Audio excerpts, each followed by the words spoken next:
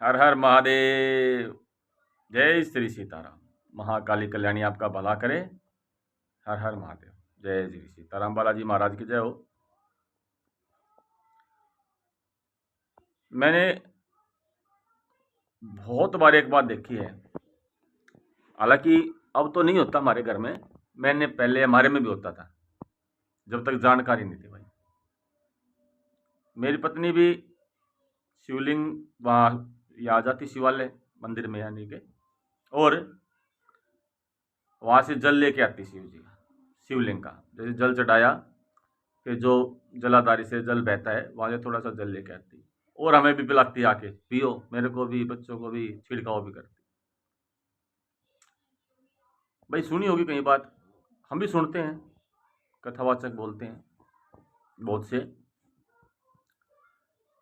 और मैं भी जब मंदिर जाता हूँ सुबह, तो लोगों को देखता हूँ, औरतों को देखता हूँ, तो जल चढ़ाने के बाद वहाँ लोटा लगा देती हैं और वहाँ से जल लेके आती हैं।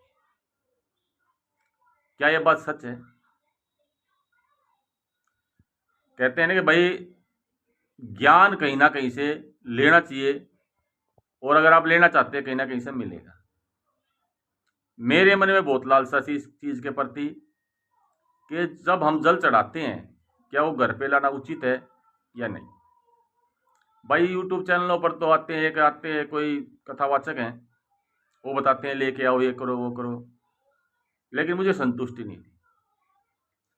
फिर मैंने इसके बारे में बहुत छानबीन की, पढ़ा, तब ये रहस्य जाना कि भाई हमें जो जलाधारी का जल है वो लेके आना चाहिए या नहीं लेके आना चाहिए। तब मुझे पता चला कि हमें जो हम शिवलिंग पर जल चढ़ाते हैं वो जल अपने घर कभी नहीं लेके आना चाहिए, कभी भी। उससे हमारी सारी पूजा जो हम करके आते हैं हर रोज वो खत्म हो जाती है, और कहीं ना कहीं पाप के भागी बनते हैं। अब इसके बारे में भी एक रहस्य है। देखिए हम क्या करते हैं, सुन के विश्वास कर लेते हैं, लेकिन पढ़ते नहीं। अगर किसी भाई को इस बारे में शक है, आप शिव महापुराण पढ़ो।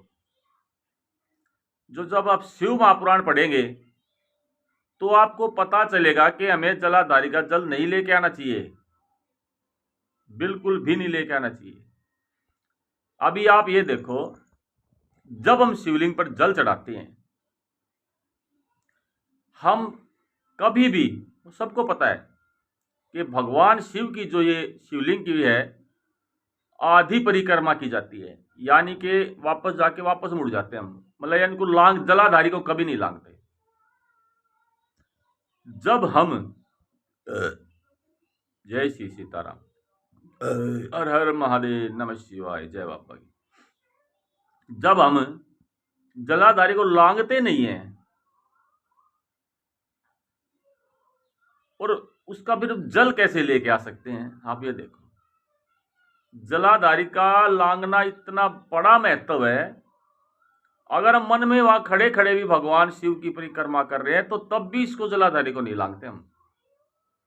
इसके पीछे एक बहुत बड़ी कथा है जिसका जो वर्णन है, अगर आप शिव पुराण पढ़ेंगे, देखो मेरे को पक्का तो ध्यान नहीं है, लेकिन 80 नंबर पेज या 82 नंबर पेज पर कहते हैं कि भगवान शिव के कोई एक गण थे, जैसे कुबेर वगैरह होती है, सभी गण होते हैं भगवान शिव के।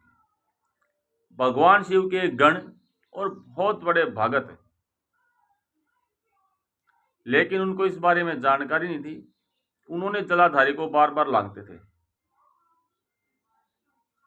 भगवान शिव के द्वारा ही उनको बताया गया था कि आपने जो भी पूजा की है वो व्यर्थ हो गई। तब उन्होंने ये कहा था कि भगवान शिव, मैं तो अपने इतने सालों से आपकी पूजा कर रहा हूं। तब उन्होंने बताया था कि आप क्या करते हो, मैं जल देता हूं और फिर परिक्रमा करता हूं, और फिर जल को स्वयं भी ग्रहण करता हूं, घर भी लेके आता हूं। उस समय बताया गया था कि जलाधारी को जब आप लांगते नहीं है तो जल को घर कैसे लेके आ सकते हैं। बहुत से कथावाचक बताते हैं भाई, देखिए कभी भी आपको पूर्ण जानकारी लेनी चाहिए, सुने सुनाए पे विश्वास मत करो आप। अगर कोई आपको ये बता देता है तो उसके बारे में खोजो, ढूंढो, एक पढ़ो, दो पढ़ो, ठीक है। अब शिव पुराण, शिव भगवान शिव से संबंधित शिव पुराण पढ़ो, ठीक है, अच्छे लेखक की पढ़ो, ताकि आपको सच्चाई पता चल सके। भगवान शिव का लाया हुआ ये जल आपको कहीं ना कहीं बर्बाद कर देता है। आप सिर्फ 12 जो ज्योतिर्लिंग है वहां से जल लेके आ सकते हो, वो आपके लिए अमृत है। या किसी मंदिर में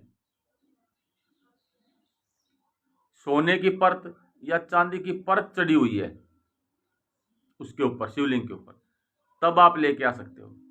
लेकिन जो पाषाण का बना हुआ है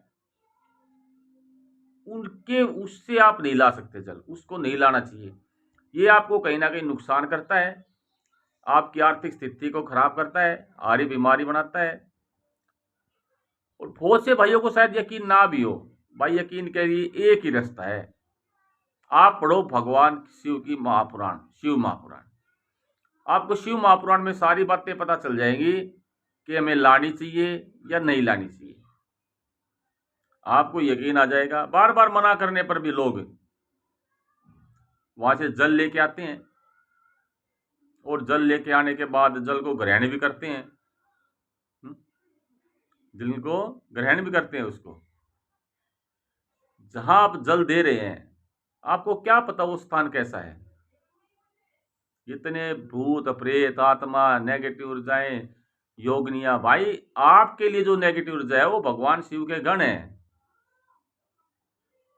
वो उसको ग्रहण करते हैं और फिर आप उसको ग्रहण कर लेते हैं। आप में इतना सामर्थ्य, इतनी शक्ति नहीं है कि आप उसको सहन कर सको। उससे क्या होगा, आप बीमार पड़ोगे। क्या आप में भगवान शिव का सामर्थ्य है? अगर कोई नेगेटिव ऊर्जा ने ग्रहण किया हुआ जल आप पी लें तो आपका क्या होगा, आपकी हालत खराब होगी, आपके घर की हालत खराब होगी, ठीक है ना। 12 ज्योतिर्लिंग एक ऐसा स्थान है जहां पर भगवान शिव के गण भी प्रवेश नहीं करते। वहां पर शिव भगवान शिव होते हैं, सिर्फ और शिव भगवान शिव, इसलिए वहां का जल लेके आते हैं, वहां का जल ग्रहण कर लेते हैं। तो आगे से आप ध्यान रखें और जल को मत लेके आओ भाई, मत पियो। भगवान शिव आपका भला करें। भगवान शिव के एक और उपाय कल आपके लिए फिर लेके आऊंगा, बहुत अच्छा उपाय, दुकानदार भाइयों के लिए, व्यापारियों के लिए। लगातार भगवान शिव के उपाय चलेंगे, आप सुनते जाओ और बाबा की जय जयकार करते जाओ। हर हर महादेव, जय जय श्री सीताराम।